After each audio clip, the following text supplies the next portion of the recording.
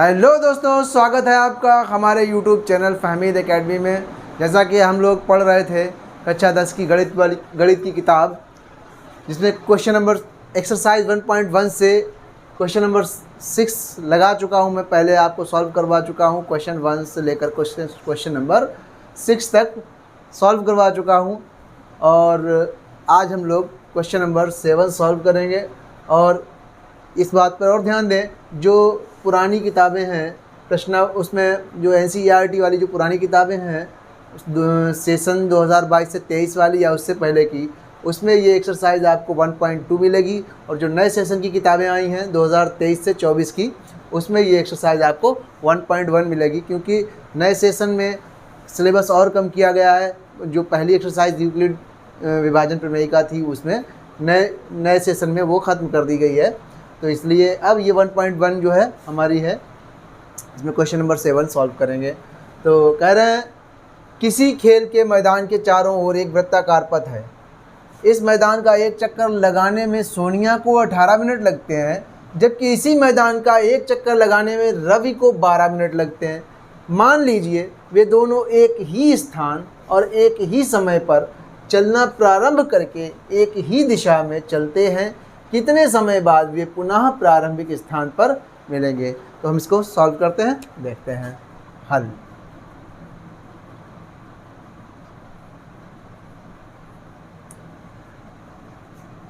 वृत्ताकार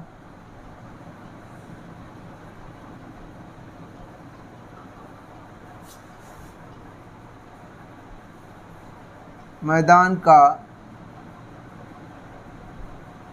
एक चक्कर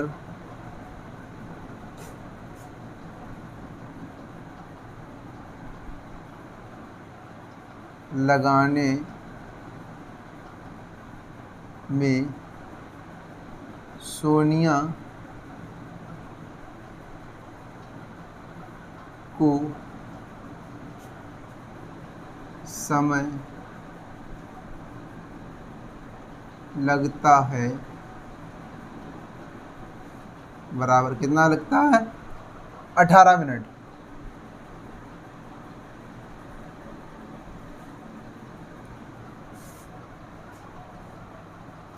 तथा इसी मैदान का एक चक्कर लगाने में रवि को समय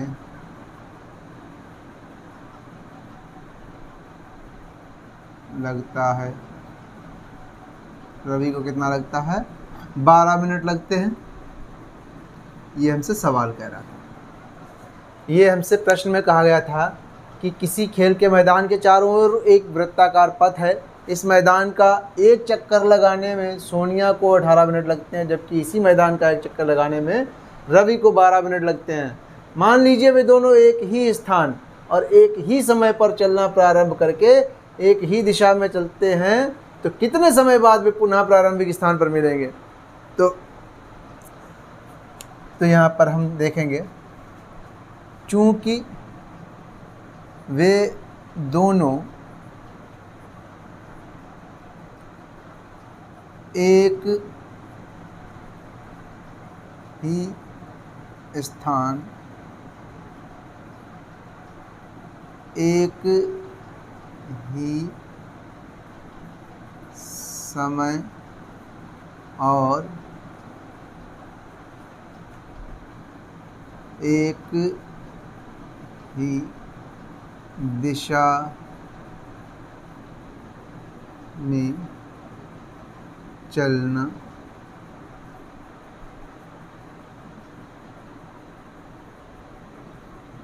प्रारंभ करते हैं। ये हमें मालूम है। इन्होंने कहा है एक ही स्थान से एक ही समय पर और एक ही दिशा में चलना प्रारंभ करते हैं, इसलिए वे दोनों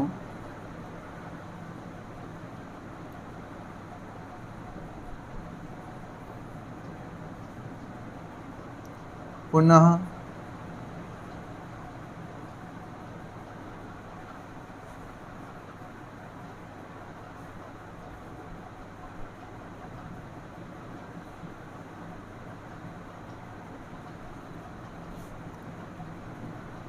बारह और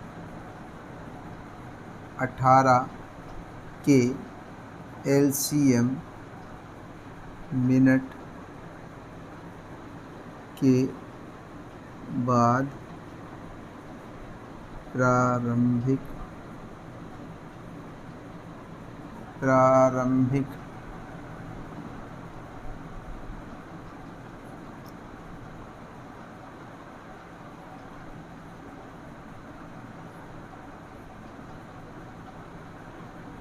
स्थान पर मिलेंगे। यह हमें मालूम है वे दोनों एक ही स्थान पर एक ही समय पर और एक ही दिशा में चलना प्रारंभ करते हैं, तो वे दोनों पुनः 12 और 18 के LCM मिनट के बाद प्रारंभिक स्थान पर मिलेंगे। तो 12 और 18 का LCM हम निकाल लेंगे। नाउ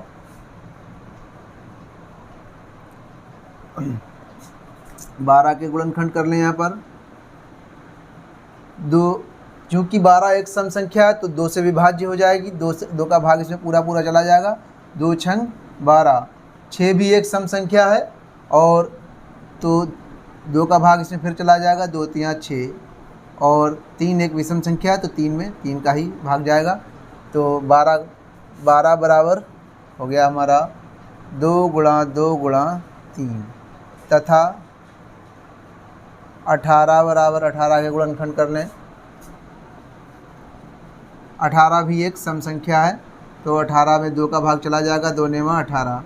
9 एक विषम संख्या है तो विषम संख्या में विषम अभाज्य संख्या से भाग लगाएंगे। पहली विषम अभाज्य संख्या कौन सी होती है? 3 होती है, तो 3 से भाग लगाएंगे इसमें। 3 तियाँ 9, फिर 3 एकन 3। तो 18 के जो गुणनखंड हो गए हमारे 2 गुणा 3 गुणा 3। अब यहाँ पर हम लिखते हैं LCM।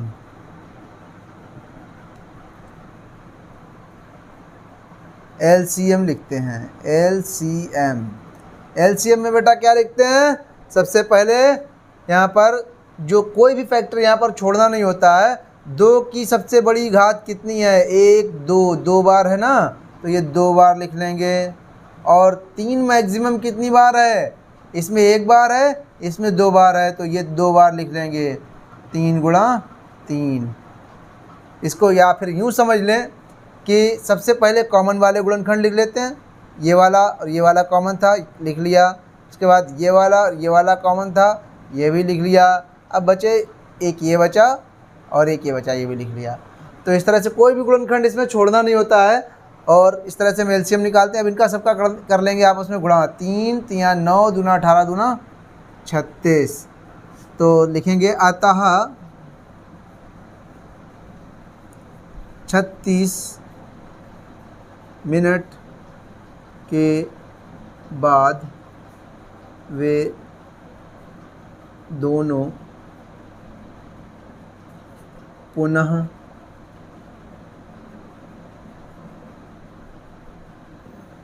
प्रारंभिक